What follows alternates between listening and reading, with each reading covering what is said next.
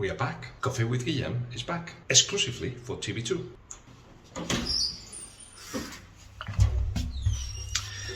So hello, we are back. Coffee with Guillem is back, and at the end of every week we'll have a look at what's been going on in the world of Spanish football, and also we'll focus on some of the games that TV2 plans to show you. You may think that this is actually a lift, but it isn't. It's a machine very common in Spain, in which if you press the right key, it tells you the way to say certain names that you may not be familiar with, like Alexandra Sorloth. That's what I would say. So let's see what the machine says. Alexander Sørloth.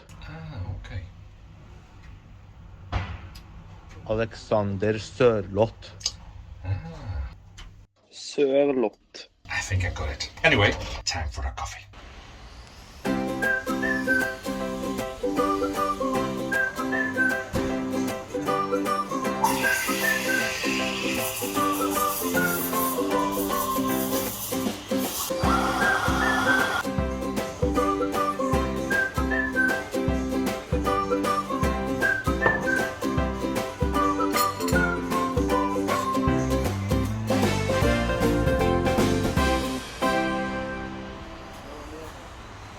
Alexandra Sørloth.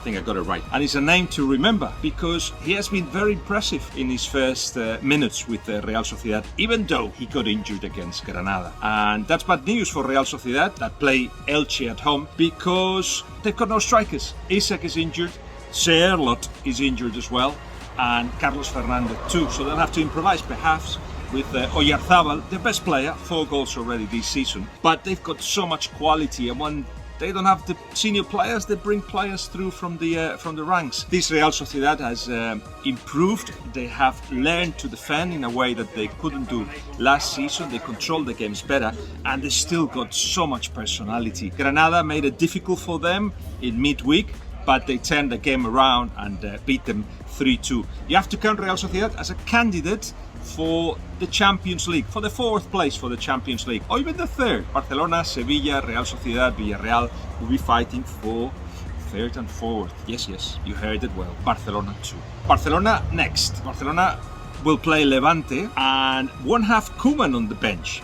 So who would the fans get mad to if Levante scores first? Levante is a team that perhaps, not surely, they haven't reached the potential that they've got. I love Paco López, and I'll be mentioning throughout the season because he's got a special methodology in which the players have got a lot of responsibility.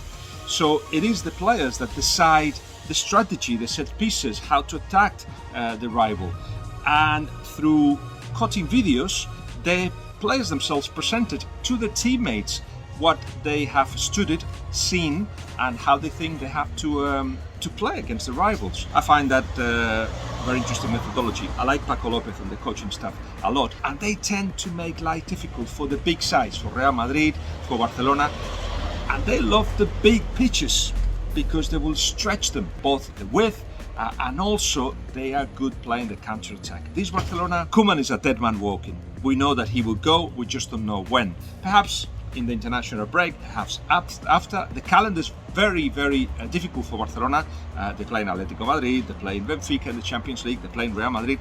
Perhaps just give him those games to get it wrong and then bring somebody. Laporta will like a replacement that actually is not just a replacement for this season, but can do it for few seasons. He likes a lot Roberto Martinez, the Belgium national coach and Catalan coach as well, former Everton manager, and perhaps bring Thierry Henry with him. What's quite clear is that there is a divorce between Laporta, who in the summer already told Koeman, give me 2 weeks to see if I'm in love with you, and eventually said, yeah, you would do. And Koeman, who in the press conference before the Cádiz game, just wrote a note to say, give me time. El club está conmigo como entrenador en una situación de reconstrucción.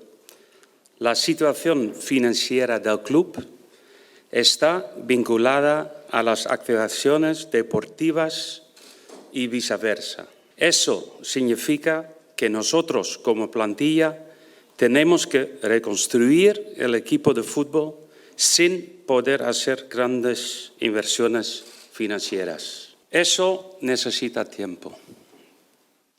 Los talentos jóvenes de hoy pueden llegar a ser las nuevas estrellas mundiales en un par de años. It wasn't a note to say, sack me, I've had enough. It was a note to say, back me. And he was even asking that to the media. In any case, the reason why Barcelona hasn't got rid of him, one of the reasons is that he cost 12 million euros to get rid of. So money is of the essence for Barcelona. Finally, let's talk about Real Madrid, who play Villarreal, the Villarreal of Unai Emery, who finally managed to get, after drawing every single game this season, including the Champions League, they actually managed to get the 3 points in midweek. They will be, I think, fighting for championship positions, as I said earlier. Real Madrid, on the other hand, well, it's fresh. It's a fresh team. Lots of energy. Camavinga doing really well instead of Casemiro, although it was Mallorca.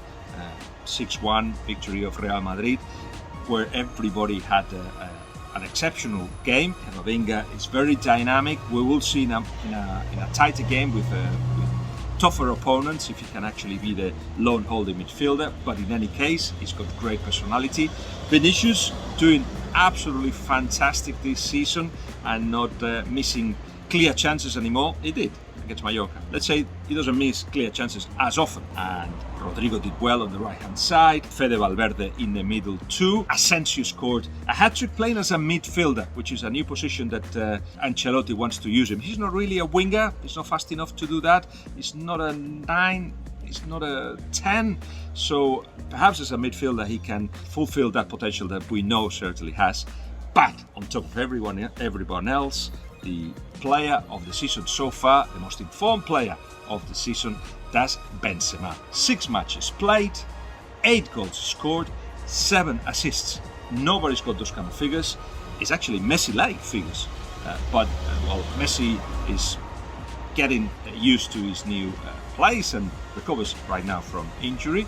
Benzema is taking his place. Benzema is the best player in La Liga right now. I would say the best player in the world at this particular moment. These are the games that TV2 will focus on the weekend, and keep an eye on the performances, the goals, this La Liga that has started so explosively and with very good games, and the coverage, which is going to be top. It is top already. It's fantastic. Great coverage.